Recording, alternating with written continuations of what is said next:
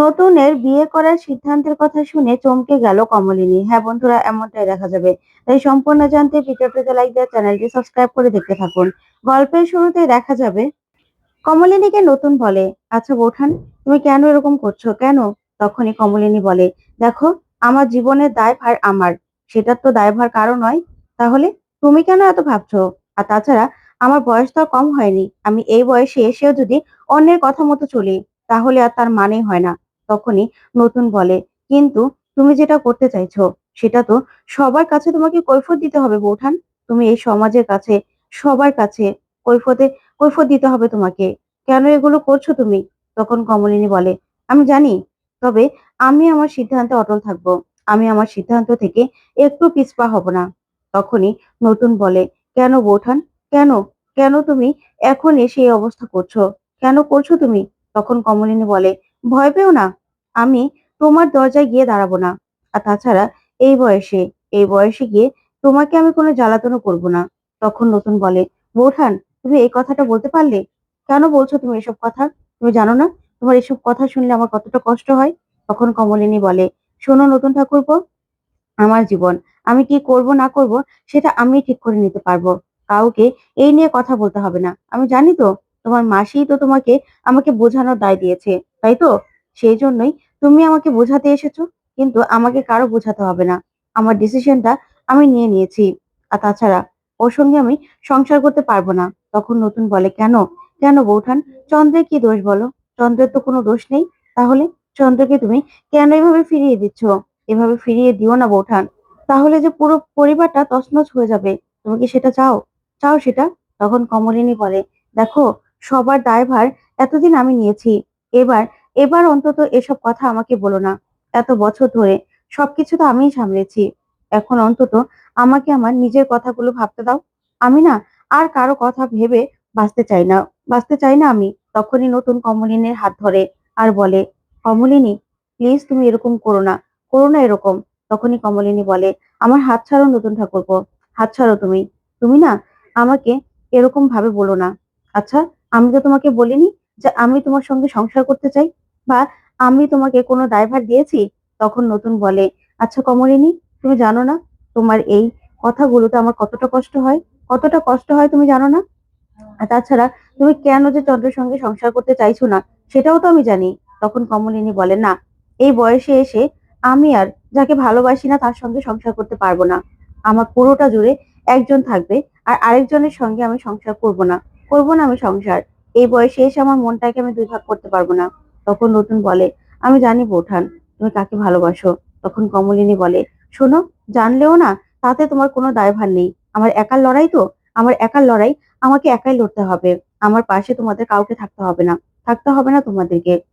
তাছাড়া, আচ্ছা, আমি যদি রঙিন শাড়ি পরে, মাথা ভর্তি সিঁদুর পরে চন্দ্রের সঙ্গে ঘোরাঘুরি করি, তোমার ভালো লাগবে দেখতে? ভালো লাগবে তোমার? তখন নতুন এই কথা শুনে চমকে যায় আর বলে, বোঠান, জানো তো, তোমার এই কথাগুলো শুনলে না আমার খুব অসহায় লাগে। তুমি এই যে ডিভোর্সের কথা বলছো, ডিভোর্সের কথা বললে এই বাড়িতে তো আর তুমি থাকতে পারবে না ডিভোর্স হলে। তখন তখন তুমি কোথায় যাবে? তখন কমলিনী বলে, ভয় পেও না, তোমার বাড়ির দরজায় গিয়ে আমি দাঁড়াবো না। তখন নতুন বলে, আর কত অপমান করবে আমাকে বৌঠান তুমি? কেন এরকম করে বলছো? আমার দরজায় যদি গিয়ে দাঁড়াও, তার থেকে বেশি খুশি, আমার থেকে বেশি খুশি তো আর কেউ হবে না। সেটা তো তুমি অনেক ভালো করেই জানো। কিন্তু কি করব, সমাজ বলতেও তো একটা কথা আছে। আমরা তো সমাজের বাইরে নই। তাই তুমি তো চন্দ্রকে ফিরিয়েও দিতে পারো না। চন্দ্রের কি দোষ বলো? তখন কমলিনী বলে, শোনো, আমি যে মানুষটাকে ভুলে গেছি, যার স্মৃতিগুলো পর্যন্ত আমার মনে নেই, তার সঙ্গে আমি নতুন করে সংসার করতে পারবো না। আর তাছাড়া তার স্মৃতিগুলো যে খুব মধুর ছিল, তাও কিন্তু নয়। সে আমাকে বাড়িতে থাকতে অনেক অসম্মান করতো, কখনো সম্মান করেনি। তখনই নতুন বলে, বৌঠান, এটা ভুলে যেও না, তোমার ৩ সন্তানের বাবা সে। সন্তানরাও কিন্তু তোমার দিকে আঙুল তুলবে, তোমাকে জিজ্ঞাসা করবে। তখন তখন কমলিনী বলে, সবটা আমি সামলে নিব, তোমাকে এই নিয়ে ভাবতে হবে না। আর তাছাড়া তোমার বন্ধু, তোমার বন্ধু কোনোদিন আমার কথা ভেবেছে? আমি পড়াশোনা করতে চেয়েছিলাম, কিন্তু ও বলেছে সংসার সামলানোটাই নাকি আমার কাজ। আমি যা করতে চেয়েছি কোনোদিনও কিছু আমাকে করতে দেয়নি। আমাকে বছরের পর বছর প্রেগনেন্ট করেছে। বুবলাইয়ের সময় আমার কি অবস্থা হয়েছিল বলতো? তারপরেও তারপরেও বছরের পর বছর প্রেগনেন্ট করেছে, ৩টা বাচ্চা হয়েছে। এখন না সেই কথাগুলো আমি আর মনে করতে চাই না।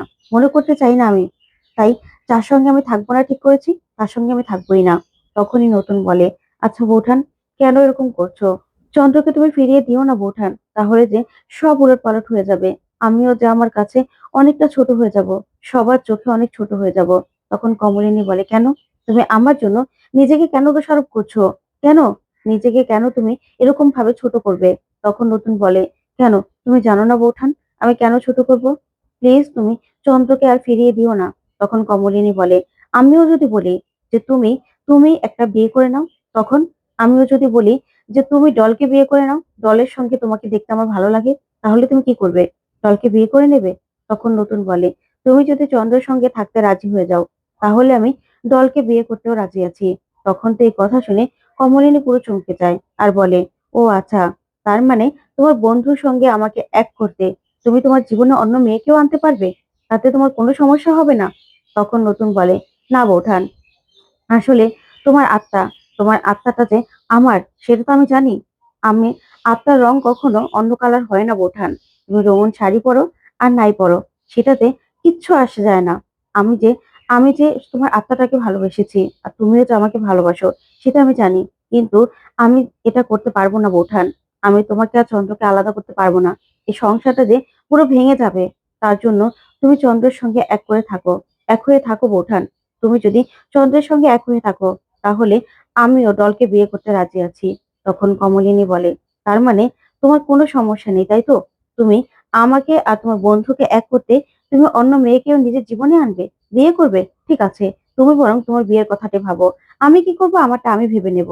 তখন নতুন বলে, "না বৌঠান, তুমি যদি আজকে আমাকে কথা দাও যে তুমি চন্দ্রকে আর ফিরিয়ে দেবে না, চন্দ্রের সঙ্গে সংসার করবে, তাহলেই আমি বিয়ে করতে রাজি হব।" তখন কমলিনী বলে, "তোমারটা তুমি ভাবো, তুমি বিয়ের কথা ভাবো।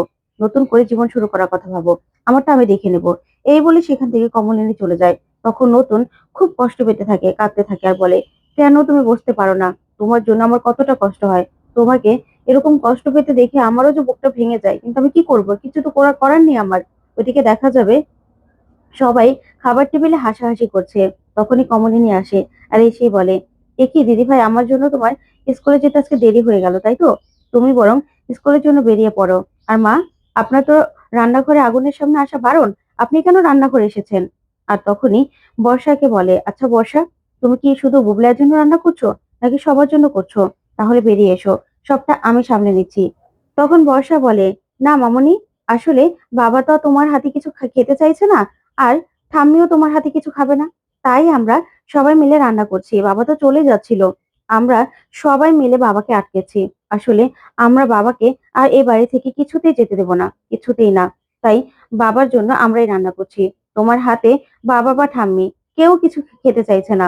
কেউ কিছু খাবে না।" তখন কমলিনী এই কথা শুনে চমকে যায়। তখন কমলিনী বলে, "কি মা, তাহলে রান্নাঘর থেকেও আমাকে ছুটি দিয়ে দিলেন?" তখন ঠাম্মি বলে, "শোনো বৌমা, এখন তো আগুনের তাপে আমাকে পড়তে হবে, তাই না? তুমি তো আমার ছেলেকে ডিভোর্স দেওয়ার জন্য উকিলের কাছে যাতায়াত করছো। আর তাছাড়া তুমি তো ডিভোর্স দিয়েই দিবে। তখন তো আমাকেই সবটা করতে হবে। তাই আমার ছেলের জন্য তো আমাকে এতটুকু করতেই হবে। আর তুমি যখন ঠিক করেছো ডিভোর্স দিয়ে দিবে, এই বাড়ি ছেড়ে চলে যাবে, তাই আমি বলছি কি তুমি না আগে থেকেই চলে যাও।" তখন এই কথা শুনে কমলিনী অবাক হয়ে তাকিয়ে থাকে ঠাম্মির দিকে। তারপরে কমলিনী বলে, "তার মানে আপনি আমাকে এই বাড়ি ছেড়ে চলে যেতে বলছেন মা?" তখন ঠাম্মি এই কথা শুনে বলে, "শোনো বৌমা, তুমি তো তোমার ডিসিশন থেকে একটুও নড়বে না। তাই আমাদেরকে তো কিছু একটা করতে হবে, তাই না?" তখন কুর্চি বলে, "থাক বৌদি ভাই, আমি যতটুকু করেছি বাকিটা আমি করে নিতে পারবো। আচ্ছা বৌদি ভাই, তোমাকে আমি একটা কথা বলছি। কেন তুমি এরকম করছো বলো তো? তুমি না সবকিছু মেনে নাও। জীবনটা তো একটু বলো। এখন তো আমারও মনে হচ্ছে তুমি অযথা কেন এরকম করছো?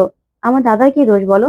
আমার দাদা তো এত বছর তোমার সামনে ছিলও না। তোমার সঙ্গে থাকলে না হয় বুঝতাম যে আমার দাদা তোমার সঙ্গে খারাপ ব্যবহার করেছে, তোমাকে অসম্মান করেছে। কিন্তু তাও তো না। আর যেদিন চলে গিয়েছিল সেদিনও তো তোমার সঙ্গে খারাপ ব্যবহার করে যায়নি। তাহলে আমার দাদাকে কেন এতটা কষ্ট দিচ্ছ তুমি? কেন দিচ্ছ?" তখন কমলিনী কর্চির দিকে তাকিয়ে থাকে। তখন কর্চি বলে, "আমাদের সবার একই প্রশ্ন। হ্যাঁ, বুবলাই না হয় সবসময় রকচটা হয়ে কথা বলে। কিন্তু বাবিল? বাবিল তো খুবই অন্যরকম। তাহলে বাবিলও তো তোমাকে প্রশ্ন করছে। দেখো, তোমার মেয়ে মিঠি, সেও তোমাকে প্রশ্ন করছে যে তার বাবাকে তুমি কেন মেনে নিতে পারবে না? তোমার কাছে কোনো উত্তর আছে বৌদি? বলো না। কোনো উত্তর আছে? তখন চন্দ্র বলে, "আচ্ছা থাক না, এসব কথাগুলো আমি আর শুনতে চাইছি না। আমাকে যা অসম্মান করার করা তো হয়েছেই।" তখন বুবলাই বলে, "দেখেছো? আমি না হয় সবকিছু প্রতিবাদ করি, সবকিছু সামনাসামনি বলি। কিন্তু এখন তো সেই কথাগুলো সবাই বলছে। সবাই বলছে সেই কথাগুলো।